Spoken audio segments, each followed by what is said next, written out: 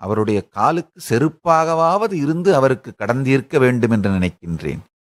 தினந்தோறும் நடந்து வருவார். இன்று நீங்கள் எல்லாம் ஆதி சைவத்தை, சுத்தாத்வைத சைவத்தை என்னுடைய நாக்கில் இருந்து கேட்கின்றீர்களானால் அது என் நாக்கின் புரள்தலின் வலி அல்ல, அந்த வேலை அல்ல.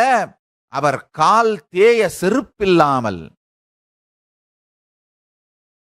கீழ்நாத்தூரிலிருந்து அண்ணாமலையார் ஆலயம் வரை தினந்தோறும் நடந்து வந்து வகுப்பெடுப்பார். அதிக பேர்லாம் வரமாட்டாங்க. தவறாமல் வருவது அப்படின்னா நானும் என்னுடைய தாத்தாவும் மட்டும்தான், என்னுடைய பாட்டனார் மட்டும்தான். அதுவும் எனக்காகத்தான் கூட்டு வருவார், என்னை கட்டாயப்படுத்தி அழைத்து வருவார்.